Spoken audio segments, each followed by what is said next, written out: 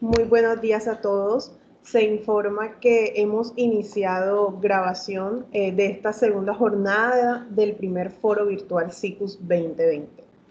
Con el objetivo de enriquecer y contribuir desde la docencia, la investigación y la proyección social al logro de una psicología que enriquezca el desarrollo humano desde una interdisciplinariedad, la Corporación Universitaria Reformada, la Vicerrectoría de Investigación e Innovación y especialmente el Grupo de Investigación SICUS tienen el placer de darles la bienvenida a este primer foro SICUS 2020, que se está desarrollando de forma gratuita desde el día de ayer a través de esta plataforma de Microsoft Teams y a través de las redes sociales oficiales de la Corporación Universitaria Reformada. @Unireformada nos pueden encontrar en Facebook y YouTube. También nos pueden seguir en investigaciones, en Facebook e Instagram en investigaciones.unireformada. El grupo de investigación SICUS, tras 8 años de desempeño oficial, ha generado múltiples artículos científicos en revistas colombianas y del exterior, libros y capítulos de libros resultados de investigación, diversas estrategias de formación en investigación, organizando además espacios de circulación del conocimiento como lo es la Cátedra de Psicología Reformada, y también en este 2020 pues tenemos el primer foro SICUS, enfocado en la comunicación de desarrollos investigativos surgidos en la vena de esta comunidad científica, respondiendo así a su compromiso misional de transformarse en una unidad de conocimiento que aporta al desarrollo local y regional. Nos complace agradecer a quienes nos han apoyado en este evento, al programa de psicología de la universidad, al Colegio Colombiano de Psicólogos COLSI, capítulo norte, al área de extensión de la Unireformada, al Centro Médico Cognitivo e Investigación CMC. Todas estas dependencias, áreas, entidades han apoyado a la Vicerrectoría de Investigación e Innovación y al Grupo de Investigación SICUS de la Corporación Universitaria Reformada a desarrollar con éxito este primer foro virtual. Les informamos a todos los asistentes que tienen inhabilitadas las cámaras y micrófonos. Solamente los conferencistas y moderadores tenemos acceso a ello. Por esto, podrán contactarnos o podrán hacernos llegar sus dudas o preguntas de cada una de las conferencias solo a través de nuestro chat. En estos momentos deben estar compartiéndoles el formulario de asistencia de esta segunda jornada del foro. Es un formulario que deben diligenciar y si son estudiantes que asisten por ciertas asignaturas, deben diligenciarlo en cada una de las conferencias que les están exigiendo. No siendo más, pues le doy la bienvenida a nuestra conferencista de hoy con su ponencia titulada Participación y empoderamiento comunitario ante situaciones de desastre, papel de las redes personales de apoyo. Nuestra conferencista es Ailet Daniela Marenco Escuderos. Ella es psicóloga egresada de nuestra institución, la Corporación Universitaria Reformada, magíster en psicología y estudiante de doctorado en psicología de la Universidad del Norte, beneficiaria de la beca 809 de 2018 de MinCiencias, actual directora del programa de psicología de nuestra institución e investigadora junior adscrita al grupo de investigación SICUS, que significa Psicología, Cultura y Sociedad. Pues, profesora Ailet, el auditorio es todo suyo.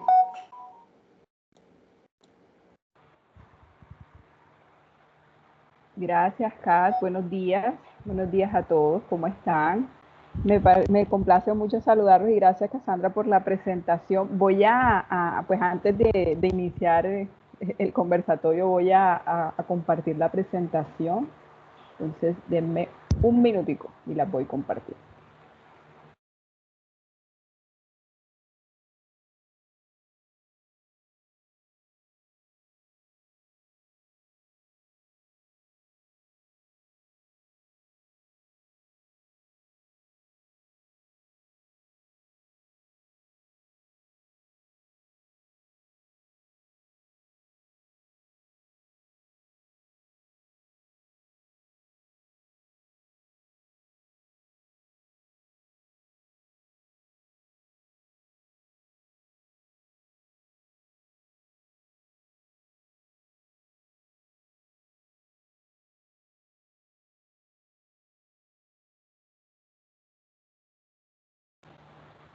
Cas, me avisas cuando salga porque al parecer están cargando, pesan un poquito.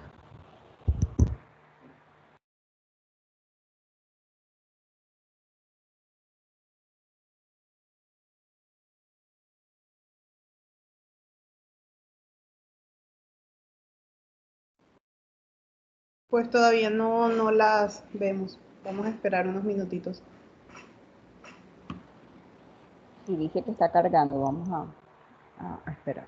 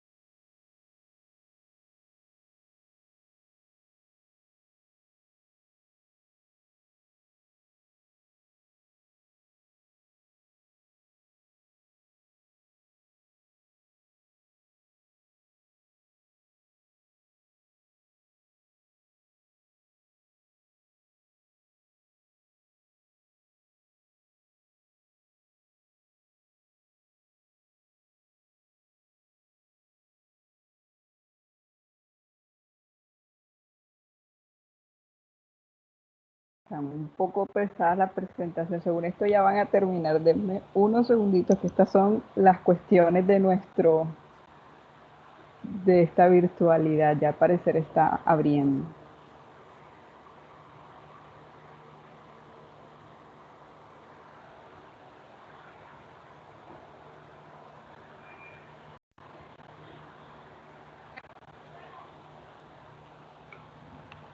Creo que ya. Cas, ¿me confirmas, por favor? Sí, ya están apareciendo. Se están cargando. Vale, gracias, gracias. Bueno, les agradezco mucho a Cassandra por esa presentación. Como ella les estaba comentando, mi nombre es Aileen Daniela Marenco Escuderos. Actualmente soy la directora del programa de psicología de aquí de la universidad. Soy egresada de la universidad del programa de psicología. Eh, Soy magíster en psicología y también estoy cursando mi doctorado en psicología en la Universidad del Norte. Les quisiera pedir el apoyo a todos con los micrófonos, por favor, porque se está escuchando el retorno mientras estoy conversando. Gracias. Les decía, también estoy cursando actualmente mi doctorado en la Universidad del Norte. Como egresada de la universidad en el programa de psicología, estoy vinculada al grupo de investigación desde el año 2012 aproximadamente, es decir, que llevo con ellos el inicio del grupo, y como tal he visto el crecimiento que ha tenido el grupo, la vinculación de otros profesionales, colegas, investigadores que han puesto la mano y se han puesto en marcha en pro de la investigación de nuestro programa de psicología. Tal y como decía Cassandra, creo que este grupo es uno de los más protagonistas en la universidad en lo que han sido los logros a nivel de investigación. Y bueno, el día de hoy quiero compartirles un tema que me ha venido acompañando hace algunos años, producto de una de las líneas que nosotros tenemos, que es desarrollo humano y empoderamiento comunitario. Um, este tema realmente yo lo conocí hacia el 2015, 2016, cuando estaba en medio del proceso de mi maestría, gracias a dos investigadores que han sido grandes colaboradores en el proceso de investigación y que quiero mencionarlos aquí, que son el doctor Jorge Enrique Palacio, profesor titular de la Universidad del Norte, y el profesor Ignacio Ramos Vidal, profesor titular de la Universidad de Sevilla en España, quienes han sido y tienen una larga trayectoria en todo lo que son estos procesos comunitarios. Y también, pues bueno, en el tema del papel de las redes personales o las redes sociales personales, es una temática que hemos trabajado junto con el profesor José Ávila, líder del grupo, como les decía, desde el 2012, que fue la época en la que me uní al grupo. Creo que esta variable, el de las redes sociales, es una variable que ustedes se van a poder dar cuenta cómo nos brindan una mirada extra a lo teórico y a lo empírico que podemos ver con las otras variables, cualquiera que nosotros estemos evaluando. El análisis de redes sociales es una metodología lo suficientemente amplia y lo suficientemente integral como para poder vincularse a todos aquellos contextos en donde el ser humano se relacione con otros. Entonces, bueno, yo sí quiero pedir favor a Cassandra, voy a tomarme el atrevimiento de pedir que me modere las preguntas y las inquietudes. Vamos a hacerlas al final de la presentación, porque pues yo no puedo ver el chat aquí en estos momentos, entonces no quiero como perderme ningún comentario ni tampoco en alguna inquietud. Ya entrando en materia, como podrán ver, el título de la presentación es Participación Social y Empoderamiento Comunitario ante situaciones de desastre, el papel de las redes personales. Yo creo que ustedes, al igual que yo en nuestro contexto, hemos podido ver, sobre todo aquí en Colombia, hemos podido ver que año tras año existen catástrofes naturales. Alguien en algún momento me corrigió en el proceso en el que nosotros estábamos empezando a investigar sobre catástrofes naturales y nos decía, no lo llamen fenómenos naturales, porque este tipo de fenómenos no son naturales. En realidad, los desastres no son naturales. Los desastres pueden prevenirse en algún caso, otros no. Entonces ahí empezamos como a ver la diferenciación entre algunos tipos de catástrofes que sí pueden ser prevenidos y otros que no pueden ser prevenidos. Pero normalmente lo que encierra la gestión del riesgo de desastres puede ser en mayor medida prevenido. Ya hay elementos como por ejemplo los terremotos, huracanes y demás que sí no pueden ser de prevención, pero esos no son eventos naturales, en realidad son catástrofes naturales. Hay situaciones en que Colombia, por ejemplo, es uno de los países más golpeados y son los damnificados por inundaciones. Nosotros somos un país que está, digamos, bastante rodeado por cuerpos de agua. Somos el único país en Latinoamérica que está rodeado por dos océanos, por ejemplo, y nosotros particularmente aquí en la costa, en la región Caribe, pues estamos bastante cerca de uno de ellos. Y nuestro territorio no ha sido ajeno a las inundaciones permanentes. Yo quiero como centrarme, yo quiero como centrarme en algún momento en el que, no sé si ustedes recuerdan, hacia lo que fue el año 2010, 2011, aquí en el sur del departamento del Atlántico, hubo una catástrofe bastante grande que afectó, que llamó la atención a nivel nacional, que fue la ruptura del canal del Dique. El canal del Dique es un cuerpo de agua que rodea todo el sur del departamento del Atlántico y lo conecta con Bolívar. Esa ruptura del canal del Dique inundó a 6 municipios del departamento, que fueron Suán, Campo de la Cruz, Manatí, Repelón, Candelaria, me falta uno. Bueno, me falta uno, pero son 6. En ellos vimos, por ejemplo, esa imagen que estamos viendo ahí, como todas las casas, incluso me acuerdo de una imagen de Campo de la Cruz que tiene como una especie de estadio donde hacen unas corralejas y demás. Todos estos estaban inundados hasta el techo, estaban completamente inundados. De hecho, en los relatos de las conversaciones que nosotros pudimos tener con ellos nos manifestaban que para ellos era algo bastante impresionante ver cómo toda el agua ocupaba absolutamente todas las casas o los edificios. Realmente ellos allá no tienen edificios tan altos, pero sí como todo estaba totalmente inundado. El cementerio, ahí pueden ver una foto, por ejemplo, de la iglesia. Todo estaba absolutamente inundado y esa inundación duró bastantes meses. El hecho de que el agua bajara, primero porque la ruptura del canal del dique aún continuaba, es decir, que el cuerpo de agua, el agua seguía entrando, y dos, que ya toda esa agua que había estado ahí en un espacio tan amplio de tierra, que son 6 municipios, demoró alrededor de 6 meses solo en empezar a bajar. Entonces, todas estas personas resultaron realmente damnificadas porque perdieron sus casas, la gran mayoría. Eh, Otras, digamos, que pudieron reubicarse en su momento porque habían zonas un poco más elevadas que otras, pero la catástrofe como tal dejó bastantes implicaciones a nivel material, y ahora vamos a darnos cuenta que también a nivel psicológico. Eh, Solo por traerles unas cifras del año pasado, a nivel mundial, nosotros podemos ver que año tras año existen aproximadamente más de 17, 18 millones de damnificados por inundaciones. Y en Colombia tenemos hacia el año pasado, solamente hablando del 2018, 67.000 personas de damnificadas por catástrofes naturales y 22.000 por inundación.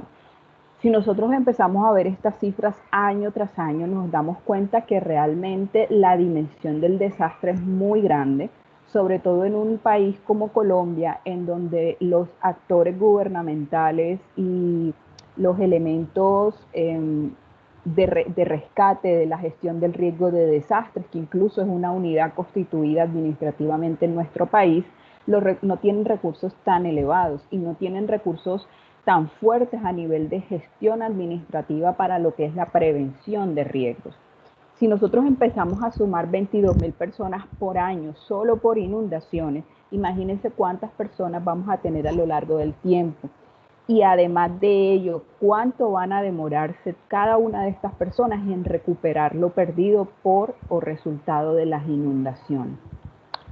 Los desastres naturales a nivel general, además de lo físico, es decir, además de la pérdida material que nosotros tenemos, en este caso, esta población que les estaba mencionando, lo primordial que son sus hogares, ellos también perdían 3 elementos fundamentales para el estudio que vamos a ver nosotros aquí. El primero de ellos es su espacio físico y social, es decir, el hecho de yo perder mi hogar es también perder el espacio y el contexto relacional que yo me estaba desenvolviendo día con día, ¿no?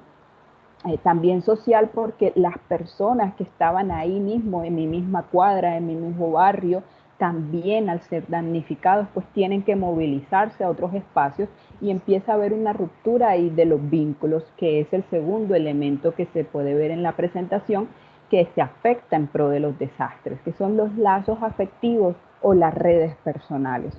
Nosotros creamos redes que son vínculos con otras personas en cualquier contexto en el que nos desempeñemos. Es decir, yo tengo redes en mi trabajo, yo tengo redes en mi casa, yo tengo redes que son mi círculo de amigos, y tengo una gran red que se compone de todos los vínculos o de todas las relaciones que me surten a mí de apoyo.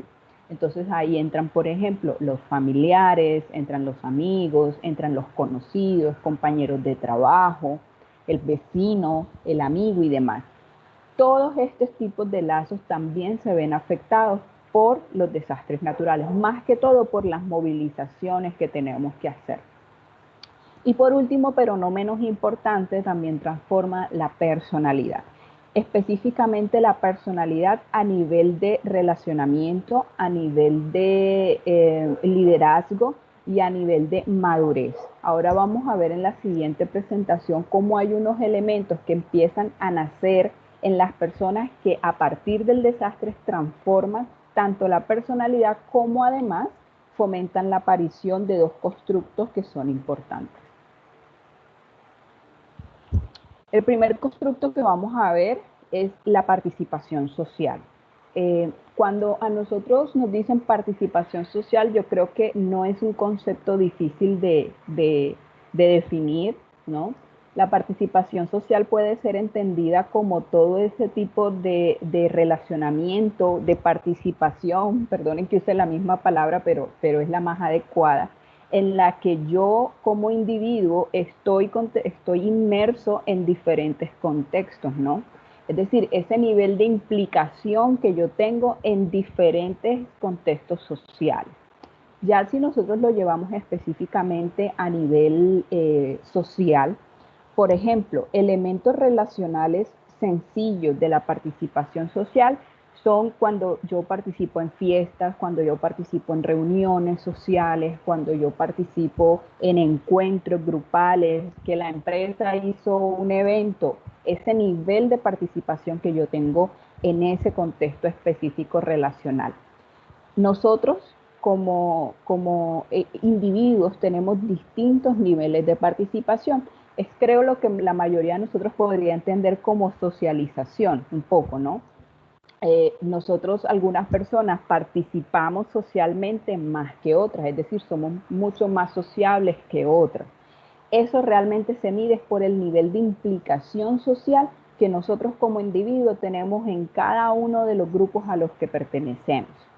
Pero si nosotros llevamos específicamente este modelo o este concepto a lo que es los desastres naturales o lo que es la gestión de desastres, nosotros ya lo podemos comprender de una manera mucho más compleja, de una manera que se transforma más hacia lo que es, digamos así, el liderazgo que puede tener una persona y la implicación que esa persona tiene en los problemas que su comunidad está desarrollando. Específicamente, como les decía, en materia de gestión de desastres, la respuesta que la comunidad tiene ante ese desastre es muy importante en la medida en que si nuestro país o el contexto en el que ellos se están desenvolviendo, desarrollando, hay una ausencia elevada de recursos institucionales, obliga a las personas a que se movilicen para hacer, digamos, frente a esos efectos de la catástrofe. Por ejemplo, en esta situación que les estaba mencionando del sur del departamento del Atlántico, cuando nosotros conversábamos con las personas que vivieron esa tragedia, ellos nos decían, es que a nosotros no nos llegaban ayudas, a nosotros aquí en el municipio no tenemos un carro de bomberos, no tenemos un grupo de defensa civil, no tenemos un grupo de rescate que nos ayudara a nosotros poder evacuar las casas, evacuar a las personas mayores, y luego cuando ya todo eso pasó, no teníamos la maquinaria suficiente para evacuar toda esa agua, no teníamos la maquinaria suficiente para reconstruir las casas y digamos, los lugares que se habían dañado, ¿no? Entonces, ahí en ese momento específico es que nosotros podemos ver que emergen personas, emergen algunos individuos que se vuelven líderes. ¿Para qué? Para buscar qué tipo de soluciones se encuentran en la comunidad misma. Entonces, ¿por qué? Obligados por las ausencias de esos recursos institucionales. De igual manera, gracias a la participación social, las personas entonces empiezan a tomar parte de todas las decisiones relacionadas con el entorno y las situaciones que les afectan. Una vez que ellos están implicados en los procesos de liderazgo y son actores que empiezan a, digamos, buscar las soluciones, a gestionar recursos y demás, se vuelven parte esencial de la comunidad y se vuelven también incluso las voces de la comunidad frente a las entidades gubernamentales. Yo creo que ejemplos muy sencillos que nosotros podemos ver por fuera del desastre son, por ejemplo, los líderes comunales, los líderes sociales. Ese tipo de personas que tienen un rol tan importante en las comunidades se vuelven tan importantes también para el gobierno, para los organismos administrativos, para las empresas, porque saben que son personas que movilizan a toda la comunidad. Entonces, miren cómo todo a raíz de la tragedia permite que los individuos desarrollen múltiples funciones de liderazgo en las organizaciones y también se vuelven actores centrales que generan cambio. Nosotros empezamos a verlos como personas que son generadoras de cambio, como personas que cuando llegan a la comunidad o cuando alzan su voz, se vuelven inmediatamente unos críticos del proceso, pero además plantean soluciones para el proceso. Hay algunos autores que nosotros podemos ver aquí abajito del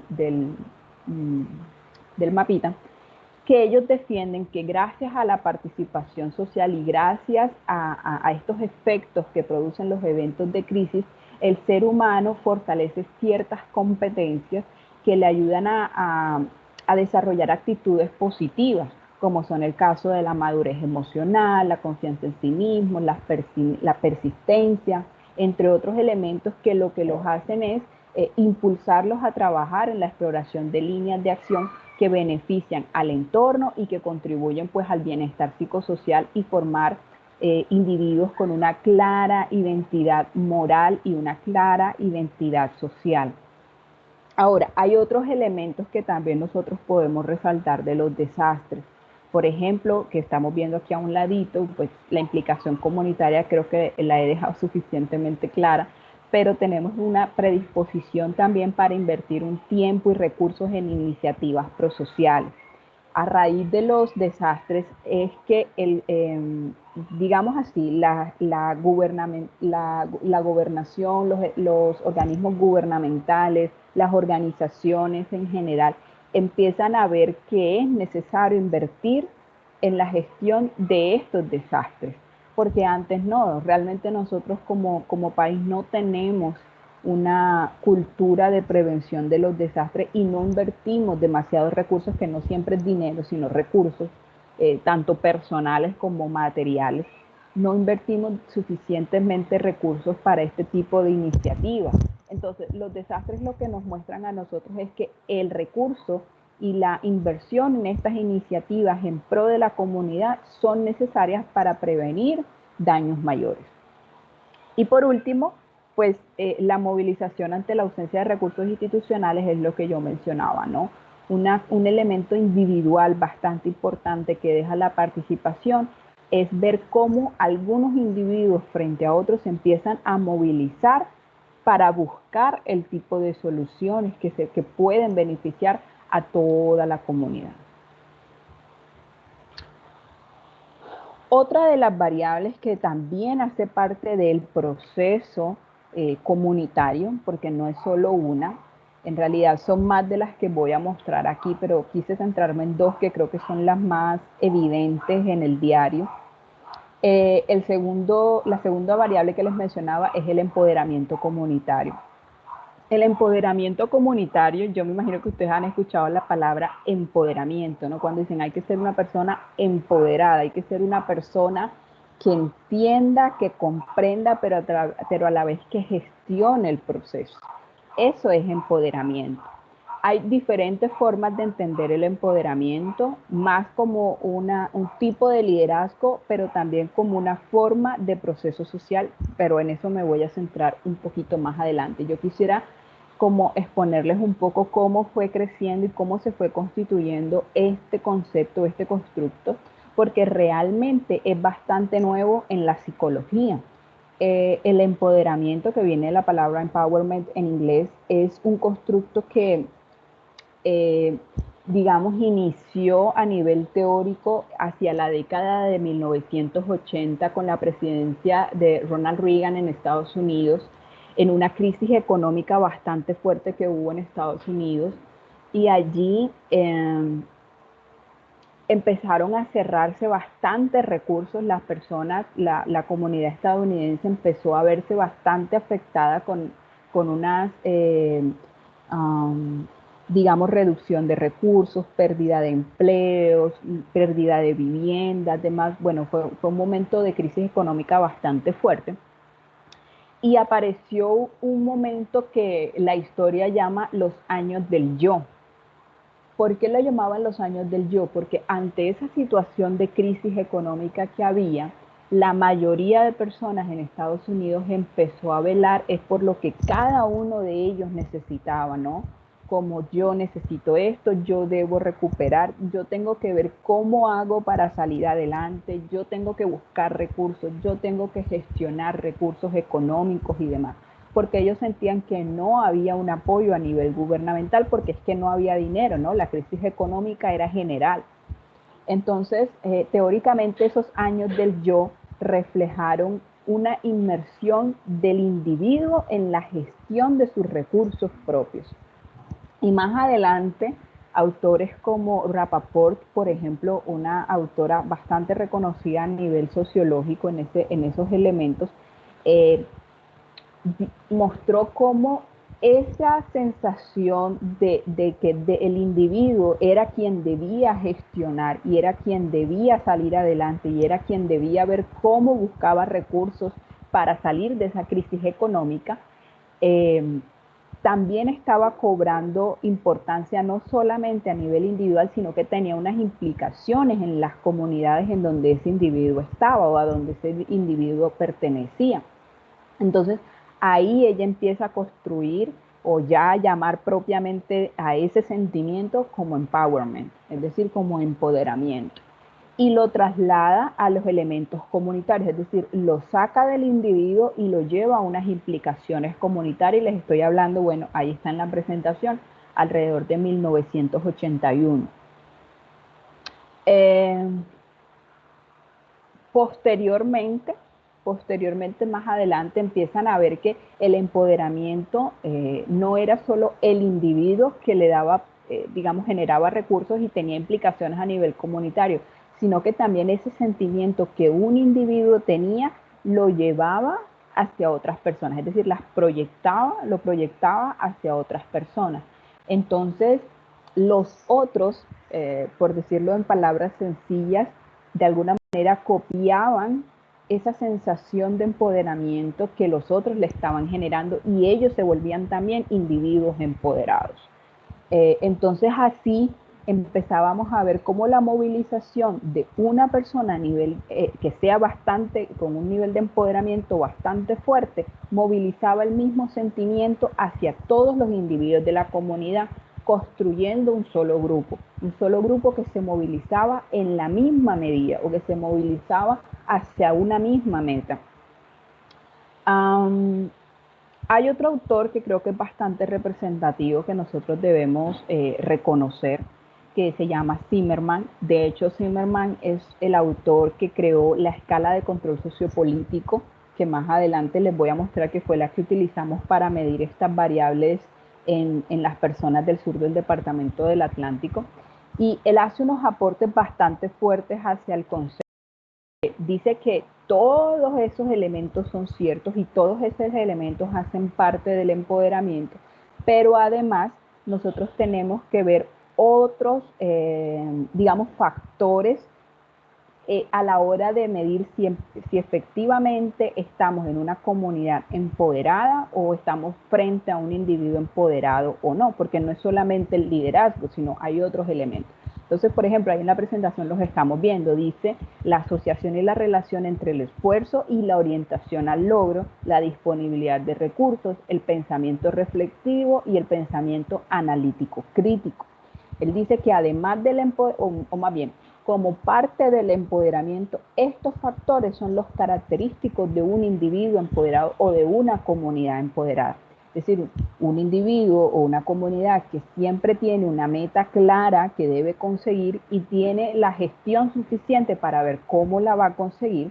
Además de eso, gestiona la disponibilidad de recursos materiales, no materiales, sociales, económicos y demás. Y lo más importante es el pensamiento reflexivo y el pensamiento crítico. Es decir, una persona, un individuo o una comunidad que permanentemente está, como lo dicen por ahí, no traga entero, ¿no? Y no dice, bueno, esto es lo que hay y vamos a ver qué vamos a hacer. No, vamos a buscar soluciones, vamos a ver por qué esto se da así, qué podemos hacer para mejorar y todo lo demás. Entonces, aquí finalmente, miren, hacia el año 2000, si hablamos de investigación, realmente el año 2000 es reciente, eso fue ayer para la investigación. Fíjense cómo apenas hacia el año 2000 es que empezamos a ver cuáles son los elementos completos del empoderamiento. Y ya finalmente, hacia el 2004, nos empezamos a dar cuenta que a nivel de investigación, el empoderamiento no solamente se habla a nivel social o comunitario, sino que también se puede entender a nivel organizacional en las empresas. Y entonces ya como que se construye teóricamente todo el elemento y decimos, es que hay que diferenciar, hay un empoderamiento individual, hay un empoderamiento organizacional y hay un empoderamiento comunitario. Los tres son empoderamientos, pero cada uno de ellos tiene implicaciones distintas. Bueno, esto creo que me lo voy a saltar un poco, es como un resumen un tanto de lo que estaba diciendo anteriormente, resaltando a las personas más importantes de este recorrido histórico, pero me voy a centrar en el último. Sánchez, hacia el 2013, dice, nosotros podemos ser unas personas empoderadas hoy, somos más o menos empoderadas. Yo creo que la respuesta la vamos a encontrar más adelante. Colombia particularmente ha sido un país empoderado. Sin embargo, este empoderamiento no se ha reflejado a nivel masivo. Realmente reconocemos actores o sectores específicos que podrían decirse son los que más participan socialmente y son los que son más empoderados comunitariamente. Yo les decía ahorita, ¿no? Hay elementos en los que hay que empezar a diferenciar el empoderamiento, contextos, digamos, donde hay que empezar a diferenciar el empoderamiento que es el individual, el organizacional y el comunitario. Específicamente, esas características que nos decía Zimmerman, hay dos que son las más que todo las individuales. La asociación entre el esfuerzo y la orientación al logro es una, y la otra es la disponibilidad de recursos del pensamiento reflexivo, analítico y crítico. Ahora, ustedes me preguntarán, pero eso no hace parte de todo el tipo de empoderamiento, ¿por qué no se puede dar en el empoderamiento comunitario o en el empoderamiento organizacional? La respuesta es sencilla. Realmente la que piensa, la que reflexiona no es la comunidad. Zimmerman lo que nos dice es que quien reflexiona, quien piensa, quien asume cuál es el reto y la meta a conseguir es el individuo. Donde exista un individuo con estas dos características claras, puede llevar a proyectar esta sensación o este sentimiento de empoderamiento a todos los demás y por ende se pueden volver una organización o una comunidad empoderada. Pero realmente el fomento del constructo debe hacerse desde el sujeto, debe hacerse desde el sujeto. Ahora, si relacionamos ambos elementos, tanto la participación social como el empoderamiento, hay autores que dicen un poco que estos constructos realmente no se pueden entender desde su misma como variables separadas. Realmente deben entenderse como parte de un proceso comunitario, como parte de un proceso específico que se centra en ¿qué? En la potenciación del individuo, que se centra en fomentar en el individuo diferentes características que los van a hacer líderes de sus comunidades. Además de la participación social y el empoderamiento, solamente como para que lo tengan en mente, nosotros podemos encontrar otros constructos importantes, dos, que son la identidad social y el sentido de comunidad. Esas son variables que hacen parte como de todo el ciclo de lo que potencia al ser humano para ser, digamos, gestor de su contexto comunitario. Pero entonces, específicamente, ¿cuáles son esas características que potencian la participación social y el empoderamiento en el individuo? Estas tres que estamos viendo en la presentación: la autodeterminación, la identidad social y la toma de control.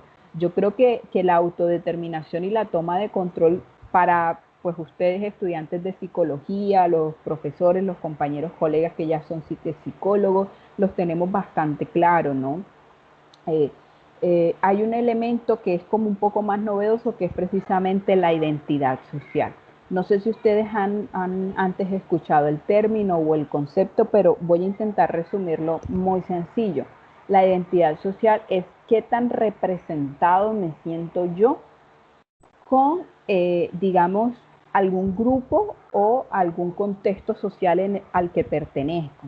Por ejemplo, si yo digo, no, yo soy colombiana, ¿cuál es la identidad de ser colombiano? Entonces yo digo, no, es que el colombiano es esto, esto y esto, y a mí me identifican estos elementos.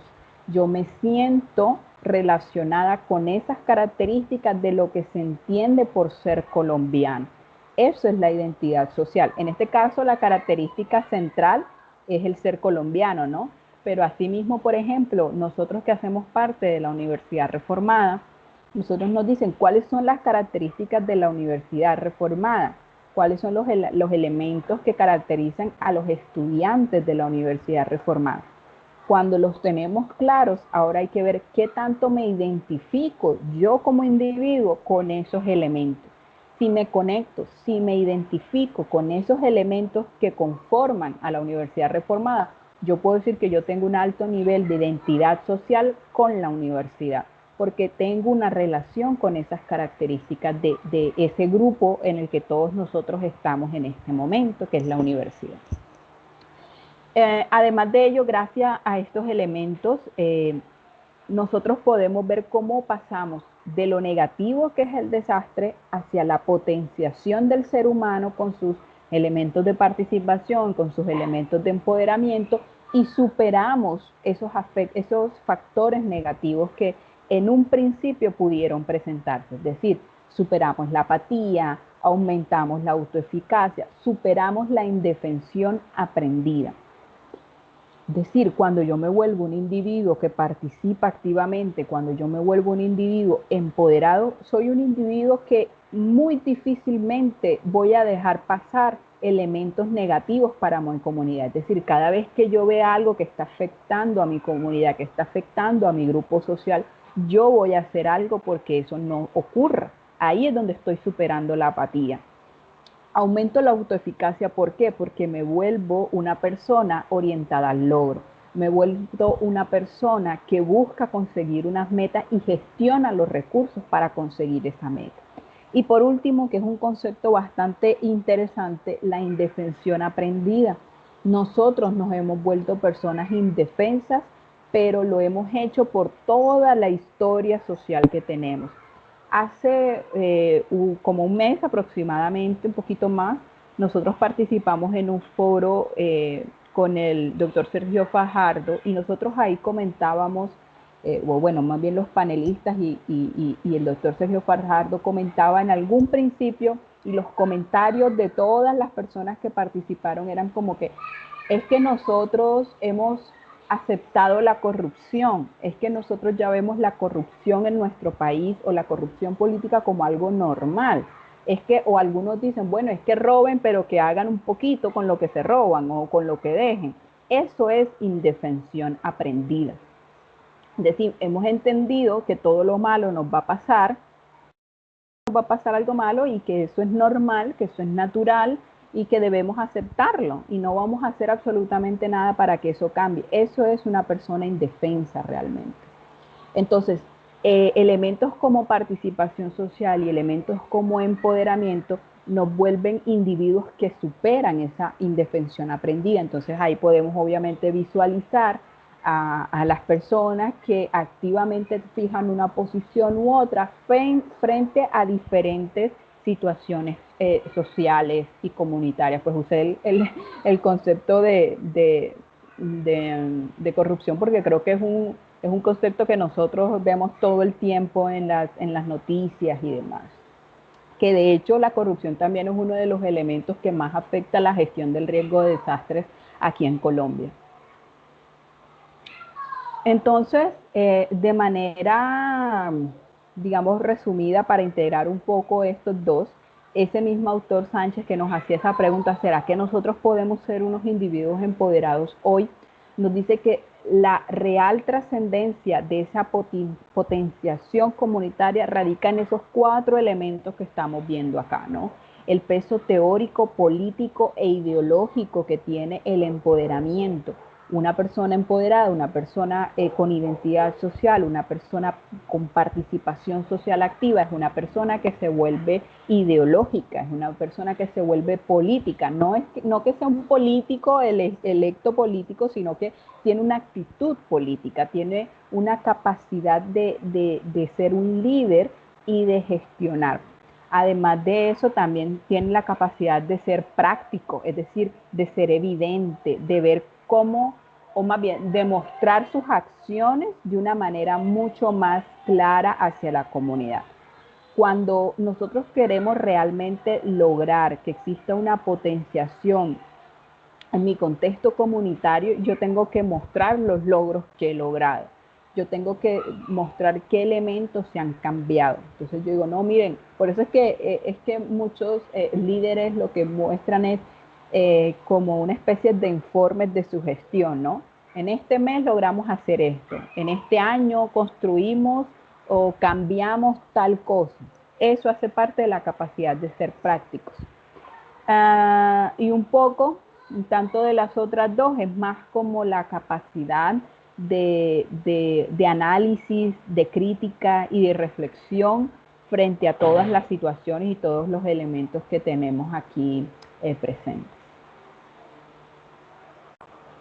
Ahora, yo quiero como ya ir centrando bastante por tiempo, ahí voy más o menos del tiempo, quiero ya ir centrándome a nivel teórico, que es todo lo que estábamos viendo, cómo llevamos esto a la práctica y al final les voy a mostrar cómo tenemos algunos resultados de estas variables en nuestra comunidad cercana, que es aquí en el Atlántico. Una de las preguntas que nos hacen es si estas variables están relacionadas con la edad, es decir, si los jóvenes versus las personas adultas son más o menos empoderados o son más o menos participantes socialmente. Y tenemos algunos elementos aquí que quiero que ustedes mismos como vayan creando esa respuesta y al final pues me la comentarán. Específicamente en los jóvenes hay diversas investigaciones que dicen que son cada vez más los jóvenes los que participan en contextos sociales o comunitarios que buscan el pro o el bienestar de los demás. Entonces ahí encontramos, por ejemplo, los voluntariados, las acciones de servicio como participar en ONGs, en intercambios gubernamentales, en lo que son, digamos, apoyos de ¿cómo se llaman? Estas brigadas de salud a nivel nacional o a nivel internacional. Cada vez se ve que hay una mayor participación de los jóvenes ahí. También nos damos cuenta que todos estos elementos de alguna manera empiezan a crear, recuerdan que yo les decía que estos elementos de desastre tenían algún tipo de implicación en la personalidad del individuo. Bueno, aquí lo que estamos viendo es que además del desastre, también los conceptos o el constructo de lo que es la potenciación comunitaria también tiene unos elementos de transformación de personalidad o de características individuales en los jóvenes.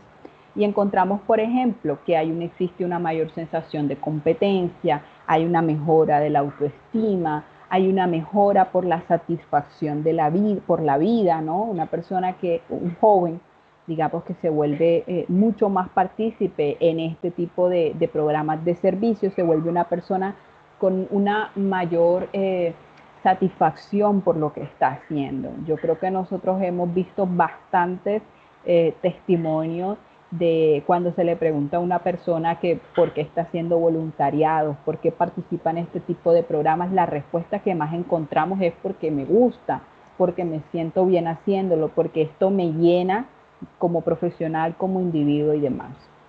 Y miren cómo tenemos lo suficientemente respaldo teórico, todos esos autores que están diciendo que eso cada vez es más evidente en los jóvenes que participan socialmente o que tienen mayor empoderamiento. En cuanto a los adultos, aquí ya vemos algunos aspectos negativos. ¿Por qué? Porque lastimosamente a nivel social hay una idea de que en la medida que la persona va creciendo, es decir, a medida que la persona tiene mayor edad, empieza a tener menor capacidad que un joven, ¿no? Entonces aquí nos empezamos a dar cuenta cómo sí existen algunos elementos que dificultan el involucramiento de las personas mayores en los procesos de potenciación comunitaria.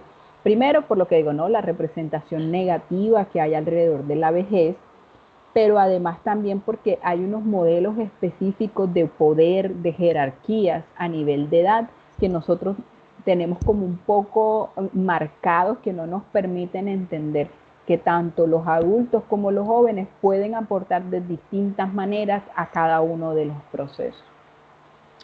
Eh, Sin embargo, eh, un elemento, digamos, positivo del involucramiento de los adultos en todos estos procesos de potenciación comunitaria es el reconocimiento del valor y la utilidad social que ellos tienen.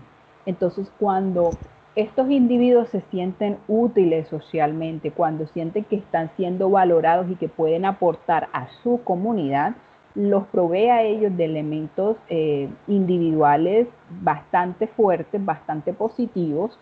Por ejemplo, mejora su funcionamiento psicológico y disminuye el riesgo a la mortalidad. Entonces, aquí vemos como que un poco las dos caras de la moneda. Una cosa es tanto en jóvenes como adultos, cómo los percibe la comunidad en su participación, y otra cosa son los elementos individuales que la potenciación comunitaria les da a ellos de manera positiva. O sea que podemos ver elementos buenos y malos en ambos. Ahora, otro punto del que ustedes veían en el título, ¿no?, que les mencionaba en algún momento, es que también estos procesos tienen implicaciones distintas en nuestras redes personales. Voy a recordar un poquito el concepto que decía al principio. Todos tenemos redes, todos tenemos vínculos con una u otra persona, ¿verdad? Es decir, que estos gráficos que estamos viendo en estos momentos son redes de una persona. La persona es el puntico rojo que estamos viendo. Esa persona es el protagonista de la red. Los otros son individuos con los que ellos se conectan, con los que ellos se relacionan, y esos otros individuos tienen diferentes características. Entonces, nosotros lo que hacemos es empezar a estudiar cuáles son esas redes en cada una de las personas que están involucradas en el desastre y cómo esas redes se transforman, cambian o no cambian durante y después del desastre. Y además de eso, también empezamos a ver si hay o existen diferencias entre las estructuras de la red de las mujeres o las estructuras de la red de los hombres. Y nos empezamos a dar cuenta, sí existen diferencias. Cada una de ellas, al parecer, se compone de manera distinta, se crean de manera distinta. Entonces, por ejemplo, del lado de las mujeres empezamos a ver redes mucho más amplias, con mayor diversidad compositiva, y los integrantes, cumplen con una mayor variedad de funciones. ¿Qué quiere decir esto? Que las mujeres suelen tener vínculos con mucho más personas, no solamente con un grupo selecto, es decir, no solamente con familiares o no solamente con unos amigos determinados, sino que tienden a relacionarse con personas de todo tipo. A eso hablamos con diversidad compositiva. Y cada uno de los integrantes de la red de una mujer suele tener un papel o una función diferente. Es decir, hay personas que me proveen apoyo emocional, hay otras que me proveen apoyo material, hay otros que me proveen apoyo, digamos, mucho más relacional, etcétera, etcétera. Entonces, además de eso, por ejemplo, en la imagen nosotros vemos algo que se llama nido de pájaro. Nosotros le llamamos nido de pájaro. Es decir, es una red que es lo suficientemente densa en relaciones. Es decir, es una red que conecta a todos los actores con todos entre ellos. Entonces ustedes ven que hay tantas lineecitas. Eso quiere decir que todos se conectan con todos y suele verse como una red circular. Ahí que estamos viendo una red tan compacta que tiene sus pros y sus contras. ¿Cuáles son sus pros? Que todos los individuos que hacen parte de esa red pueden apoyarse entre ellos y pueden ayudarse unos con otros. Pero estas redes tan compactas no permiten que unas nuevas personas entren a conformar o entren a ser parte de ellos, porque los vínculos están tan compactados, están tan claros, que hay una sensación como que no se necesitan a otros más, porque ya todos los elementos de apoyo los tenemos aquí en quienes están componiendo la red. Eso por un lado, ¿no? Por otro lado, en cuanto a los hombres, encontramos que existen en su mayoría unas redes de menor tamaño, redes mucho más pequeñas, es decir, no con tantos individuos como en el caso de las mujeres. Y la provisión de apoyo tiende a concentrarse en el cónyuge, es decir, en la pareja. Es decir, aquí ya vemos unos elementos individuales en los hombres en los que ellos suelen buscar más un apoyo en su compañero, su compañera sentimental, y no tanto en las otras personas que tienen, que si bien los proveen de algunos recursos o de algunos elementos de apoyo, no necesariamente siempre son su primera fuente de apoyo. Entonces, por ejemplo, a manera de ejemplo, les puse este otro gráfico que vemos aquí, que como vemos ya las relaciones no son tan densas, hay menos relaciones, es decir, menos líneas, y miren cómo la forma de la red cambia. Cada uno de ellos tiene funciones diferentes, algunos se relacionan más con unos que otros, pero existe la pareja, que en este caso la pareja es la figurita, el triangulito negro que estamos viendo ahí, que conectan a algunos individuos y los hacen más importantes versus a otros. Ahí podemos ver, creo que, bueno, yo lo veo, no sé si todos lo están percibiendo, pero se ven como hay unos punticos que son más pequeños que otros. Los que son más grandes son más importantes y los que son más pequeños pues son menos importantes para la persona que es dueña de la red. Es decir, que tienen una mayor conexión con unos y tienen una menor conexión con otros. Específicamente en situaciones de desastre, además de lo que estábamos viendo anteriormente, nos estamos enfrentando a otros elementos. Cuando existen estas redes más cohesivas, es decir, estas redes más densas como el nido de pájaro que les mostraba anteriormente, básicamente impedimos que se creen nuevos lazos, es decir, que se creen nuevos vínculos. Impedimos que entren otras personas a ayudarnos, y en los elementos en las situaciones de desastre, qué pena, este tipo de elementos, qué pena, sí. Este tipo de elementos son bastante negativos para lo que es la construcción de capital social, incluso para lo que es la construcción de,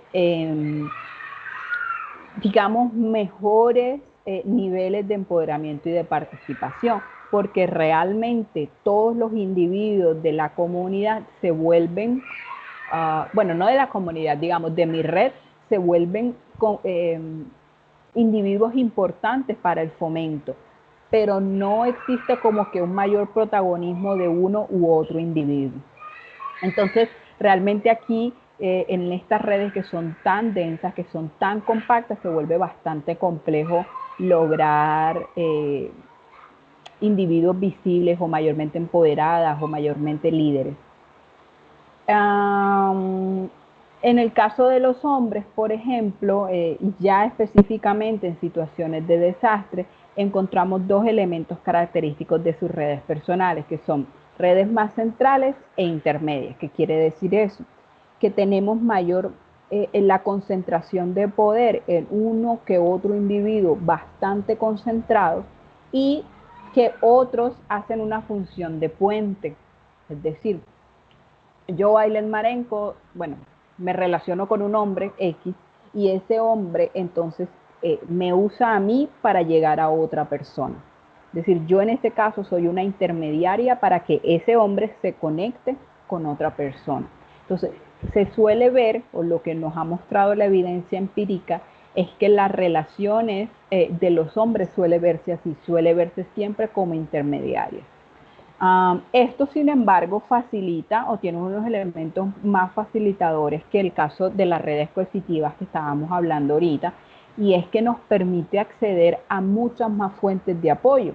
¿Por qué? Porque yo tengo personas que componen mi red, ¿verdad? Pero a través de ellos llego a otros, y a través de esos otros llego a otros más. Y así cada vez, no necesariamente mi red se va haciendo más grande, pero sí tengo mayor nivel de apoyo. Entonces, miren cómo las diferencias aquí son un poco más claras. ¿Qué es lo que alguien me preguntó una vez, pero entonces, ¿qué es lo mejor? ¿Tener redes densas o tener redes, digamos, centrales o intermedias? Realmente eso depende del contexto y de la situación que tengamos en ese momento, es decir, del tipo de apoyo que necesitemos en ese momento. Uh, si yo soy una persona normal, que no ha tenido situaciones de desastre, que no tiene ningún elemento que me haga vulnerable a algo, las redes densas no tienen ningún inconveniente, al contrario, voy a tener como que fuentes de apoyo permanentes. Pero en comunidades o en individuos vulnerables, llámese vulnerabilidad a cualquier tipo de afectación, no solamente los desastres, sino también, por ejemplo, enfermedades, situaciones sociales. Por ejemplo, yo también estoy estudiando en personas, actores del conflicto armado colombiano, todo ese tipo de características que los hacen vulnerables, sí suelen necesitar diferentes fuentes de apoyo, nuevos, antiguos, intermediarios y demás. Entonces yo creería que en ese tipo de casos las mejores son las segundas. Bueno, les decía yo ahorita que íbamos a ver como que a manera muy resumida algunos elementos de una investigación que nosotros hicimos en el sur del departamento del Atlántico. En total, logramos acceder a 150 personas damnificadas, pudieron ser más, pero lo que quisimos fue lograr la representación de uno por familia. De todos los que resultaron damnificados en uno de los municipios del departamento del Atlántico, hubo 200 familias a las que les construyeron un nuevo barrio, les construyeron casas a cada uno de ellos. Ustedes, de hecho, cuando llegaban a ese municipio, claramente se notaba cuál era el resto del municipio y cuáles eran las casas nuevas que habían construido para esos damnificados, porque las características con las que las hicieron, el diseño con el que las hicieron, incluso las pusieron como unas especies de tarimas, porque decían, si el agua se vuelve a meter, entonces ya no va a inundar la casa, porque la casa está arriba y abajo, pues no va a pasar nada, ¿no? Entonces construyeron 200 casas nuevas, en donde cada una de ellas se las dieron a familias, y nosotros lo que hicimos fue interrogar a una persona por casa. Logramos al final de las 200 hacerlo con 155. Nosotros ahí medimos básicamente dos elementos, que es el empoderamiento, y en general medimos todo el apoyo social, pero para este estudio nos centramos en la participación social o participación comunitaria, que es lo que les he venido comentando. Utilizamos para el caso del empoderamiento la escala de control sociopolítico creada por Zimmerman y Fisher, que fue luego utilizada, traducida y digamos bastantemente usada, esa es la palabra, en población colombiana por el profesor Ignacio Ramos Vidal hacia el 2014. Y en el caso del apoyo social y todos sus elementos, incluyendo la participación social, utilizamos el ACIS, que es una clase de entrevista semiestructurada, que lo que fue también su traducción y uso en español fue por el profesor Isidro Maya Jariego, también de la Universidad de Sevilla en España. Nosotros empezamos a ver diferentes cosas, ¿no? Primero que todo, medimos el empoderamiento, medimos la participación social y quisimos ver cómo, si estos elementos se estaban relacionando o no entre ellos. Ahora, si se relacionaban o no, también nos interesaba ver cómo eran las redes o cómo se componían o qué elementos o qué características importantes tenían las redes de estas personas. Aquí podemos ver dos elementos específicos de las redes. Primero que todo, que las personas que son mayores, es decir, que tienen mayor edad, muestran unas redes mucho más coercitivas, es decir, mucho más como el nido de pájaro que yo les mostraba en algún momento. Las personas mayores tienen vínculos mucho más fuertes con las personas que componen su red y concentran muchas más fuentes de apoyo.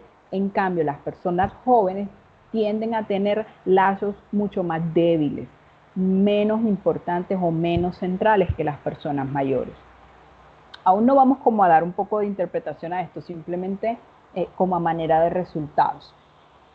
Pero lo que sí veíamos es que como precisamente son esas personas menores los que tienen elementos de vínculos más débiles, menos fuertes, usan a esas pocas personas que hacen parte de sus redes como intermediarios para llegar a otras conexiones. Es decir, estamos viendo cómo se presentan los mismos elementos que la teoría nos estaba dando anteriormente. Aquí posteriormente lo que quisimos ver es, dentro de todas las 151 redes que nosotros evaluamos, las agrupamos por tipologías. Entonces encontramos 3 diferentes tipos de redes. Redes con características mucho más densas, mucho más pobladas, redes con lazos mucho más débiles, pero con algunas personas que resaltan o con unos elementos, con unos factores de centralidad y de poder bastante fuertes. Y por otro lado tenemos unas redes menos densas, bastante débiles, en donde no resalta ningún tipo de actor ni fuerte, ni líder, ni empoderado, ni nada por el estilo.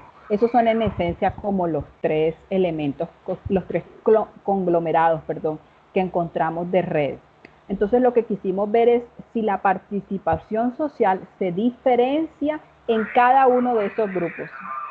Está pasando el vendedor por acá, perdón, qué pena, cosas de estas presentaciones. Voy a dejar que pase.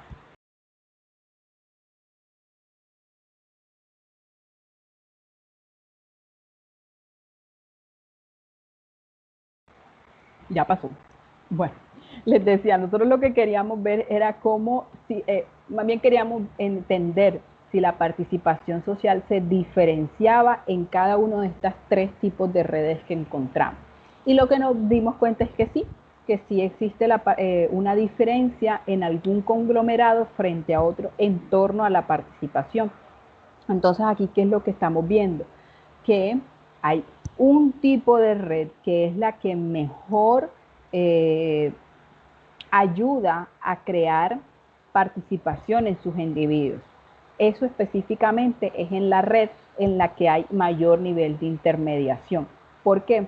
Porque genera mayores oportunidades de socializar, de diversificar relaciones, en buscar mayores fuentes de apoyo.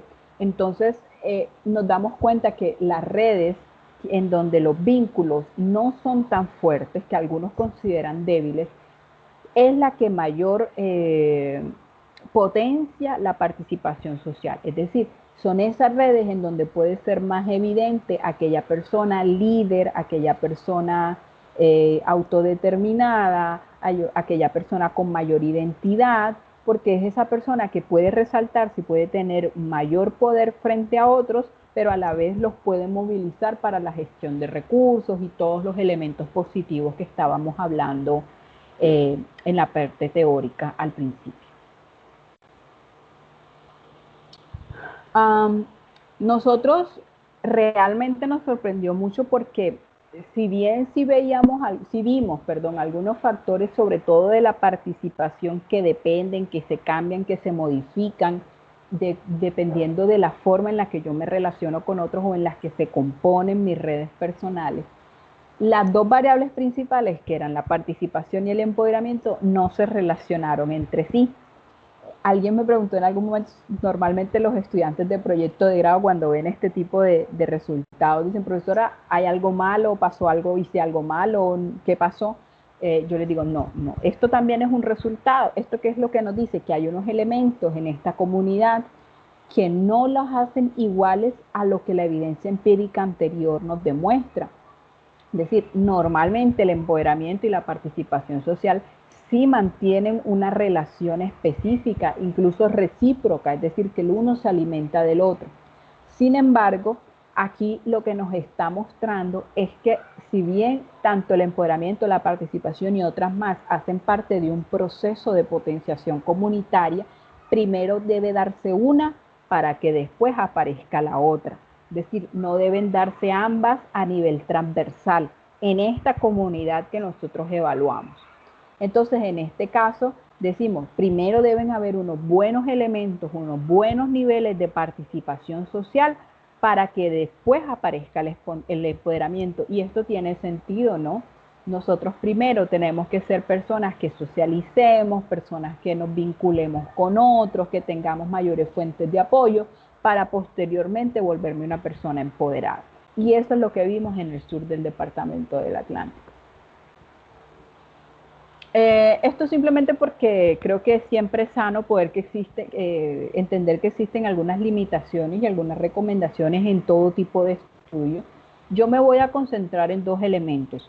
Una de las cosas que a nosotros nos hubiera gustado hacer mucho más es tener a muchas más participantes en nuestro trabajo. Tal vez eso nos hubiera mostrado una mayor diversidad en los resultados, pero especialmente nos hubiera mostrado si existían otros tipos de redes que nosotros no vimos, o tal vez nos hubieran mostrado una diferencia mucho más clara con la edad, que tampoco la encontramos en este caso. Y por último, una recomendación que yo creo que es bastante difícil actualmente porque exige mayores recursos económicos en general en investigación, es lograr hacer investigaciones longitudinales. Nosotros hicimos una investigación transversal, es una investigación que mide el presente de esas personas luego del desastre. Creo que para nosotros poder evaluar efectos, para nosotros poder evaluar la influencia de una variable sobre la otra, lo mejor es lograr hacer unos trabajos que muestren cómo eran antes, cómo son durante y cómo son después estas variables como la participación y el empoderamiento, porque así podemos ver una transformación a lo largo del tiempo, cosa que no nos permiten las investigaciones transversales. Pero bueno, eso, bueno, hay un último elemento que alguien en algún momento no los mencionaba y es lograr tener un número mayor de participantes por redes. Cuando yo le pregunto a una persona de los 151 que evaluamos, nosotros le preguntábamos o les decíamos, dinos por favor 30 personas que hagan parte de tu red personal, conocidos, amigos, con las personas con las que tú te vincules. Y alguien en algún momento nos dijo, de pronto tendrían mayor riqueza en sus datos de redes si en vez de tener 30 buscan 40 personas. En algún momento nosotros dijimos, bueno, sí, de pronto con más personas las composiciones de las redes cambian, pero posteriormente el profesor Ignacio en el desarrollo del doctorado me decía, Ailet, realmente si tú buscas en la evidencia, lo que nos muestran estudios anteriores es que no hay ninguna diferencia, las redes suelen ser iguales en si tú tienes 25, si tienes 30 o si tienes 40 personas. O sea, la estructura general de la red no va a cambiar y los tipos de lazos, los tipos de vínculos realmente no van a cambiar. Sí va a cambiar el número, pero no la estructura de la red. Entonces eso es todavía un elemento que estamos ahí como debatiendo. Pero bueno, ya no siendo más y cumpliendo mi tiempo y lo que les quise traer hoy, Cassandra, muchas gracias. Estoy atenta pues por si hay dudas, inquietudes, comentarios y demás. Muchas gracias a ti, Ailet. ¿Me pueden escuchar? ¿Sí? Sí, bien. No, muchas gracias a ti y por supuesto tenemos varias preguntas en el chat. Pues de pronto mientras hacemos el cambio de diapositivas que el profesor Hansel se puede ir preparando, vamos a ir resolviéndolas. Johanny Osorio pregunta, Perdón y te interrumpo antes de que el profe cambie las diapositivas y eso, ahí les quiero dejar mi correo electrónico amarenco@unireformada.edu.co por si a alguno pues les interesa alguna de estas líneas de investigación o quiere conversar conmigo al respecto. Yo soy profesora del programa de psicología, más que todo ahora, como les dije, como soy la directora del programa, pues estoy centrándome en lo que son las clases de proyecto de grado. Entonces, normalmente nos veremos por ahí en octavo y noveno semestre, pero si quieren contactarse conmigo antes, pues ahí les dejo mi correo electrónico. Ahora sí, Cassandra, te escucho. Vale, claro que sí. Bueno, tenemos una pregunta de Johannis Osorio, que dice, ¿el empoderamiento es algo innato o es una actitud con C? Si me preguntan, no hay una investigación que haya dado o un elemento teórico que nos dé una respuesta específica a esa pregunta. Es decir, hoy no podemos decir si eso es algo exclusivamente innato o que siempre es innato o que son más, yo no sé si actitud o proceso que se va desarrollando.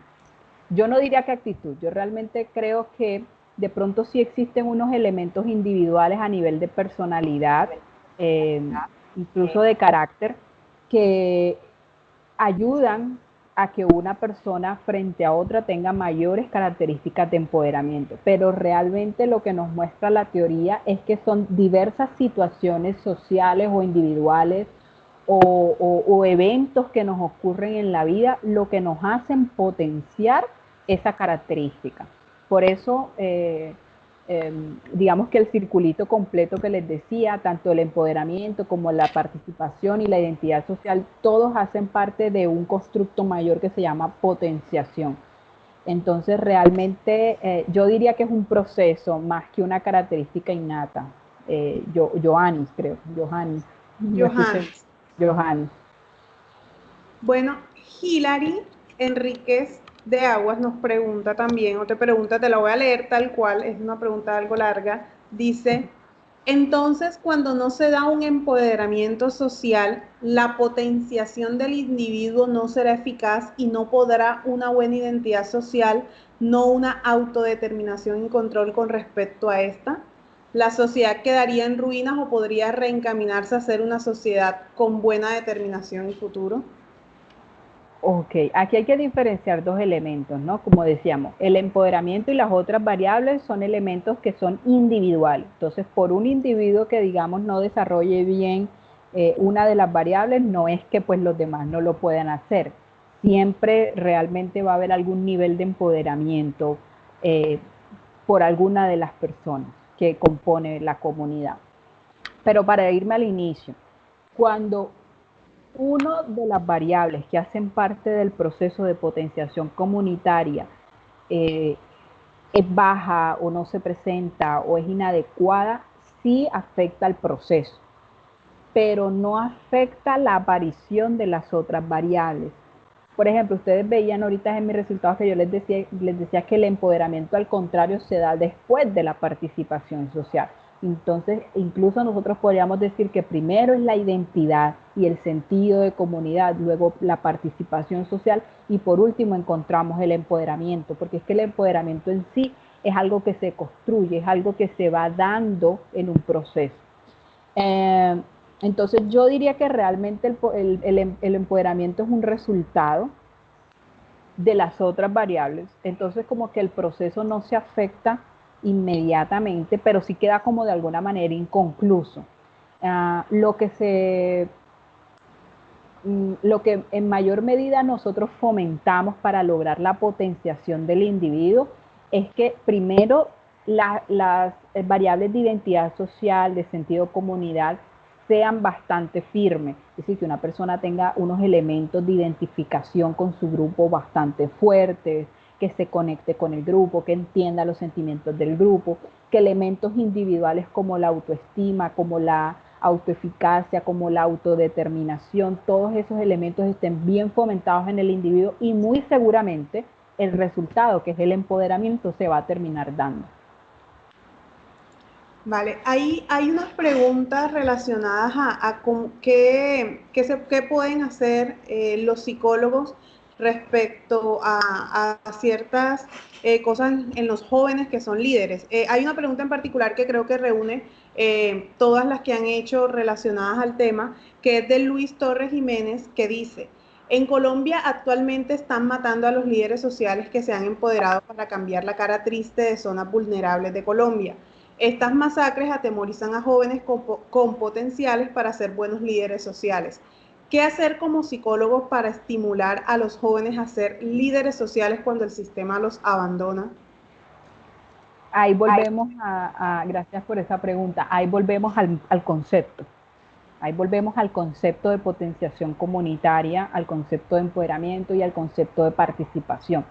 Es decir, ahí lo que nos están mostrando es que la adversidad siempre es el primer elemento que gestiona la aparición de estas variables o de estos constructos. Es decir, cuando nosotros no tenemos, voy a decirlo en palabras sencillas, un problema en la sociedad, cuando nosotros no tenemos algún elemento que nos desafía, realmente no se potencia la participación del individuo, no se potencia el empoderamiento del individuo. Es a raíz de estos problemas que surgen nuevos líderes.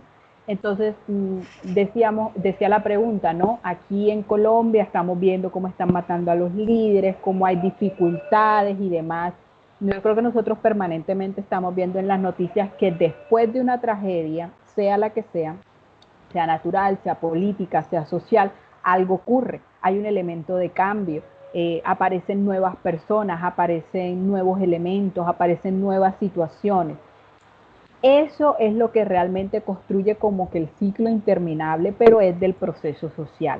Normalmente cuando nosotros vemos una sociedad en la que digamos todo es bueno, todo es aceptable, entramos en el concepto de indefensión aprendida. Ahí realmente no estamos fomentando la potenciación del individuo. Ahora, perdóname y recuerdo la pregunta, ¿qué podíamos hacer los psicólogos? Decían, ¿verdad? Para potenciar Sí. eso. Ok, ahí es donde nosotros entonces podemos centrarnos. Nosotros, ¿qué es lo que debemos ayudar? A proveer a los individuos vulnerables de estos elementos individuales que los ayudan a construir estas variables o a construir estos procesos. ¿Cuáles veíamos nosotros en la presentación? Por ejemplo, la autoestima, la autodeterminación, la toma de control, la autoeficacia, veíamos también elementos, digamos, más grupales como son los tipos de relaciones, el apoyo social. Cuando nosotros identificamos estos elementos que hacen parte del proceso comunitario, nosotros como psicólogos lo que podemos crear son intervenciones individuales que potencien en el individuo esos elementos. Cuando nosotros creamos intervenciones individuales para, digamos, llevados a esos elementos específicos, mejora de autoestima, mejora de toma de control, mejora de autodeterminación y demás, estamos como sembrando la semillita en una persona que posteriormente en elementos de vulnerabilidad de sus derechos, en elementos de desastre, en situaciones políticas, en situaciones sociales, va a estar bien cimentada precisamente para lograr una mayor potenciación. Entonces, como les digo, ahí volvemos al concepto. El concepto es, todos estos elementos radican en el individuo y como psicólogos debemos ayudar a fomentar al individuo.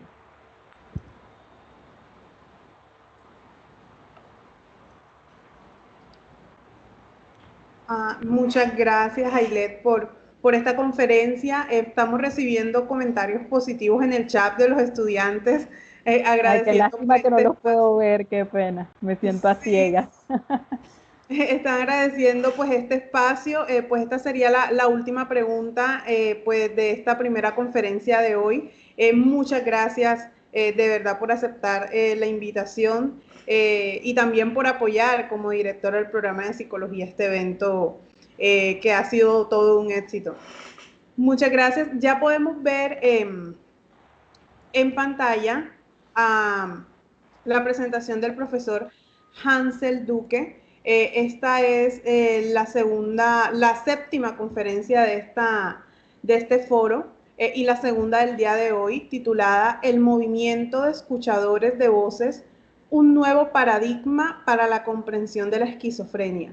El profesor Hansel es psicólogo, docente de la Corporación Universitaria Reformada, magíster en psicología de la Universidad del Norte, orientado hacia la psicología clínica con un especial interés en las experiencias subjetivas asociadas a la esquizofrenia, las políticas y los servicios de salud. Es integrante también del grupo de investigación SICUS, adscrito a la línea de psicología clínica.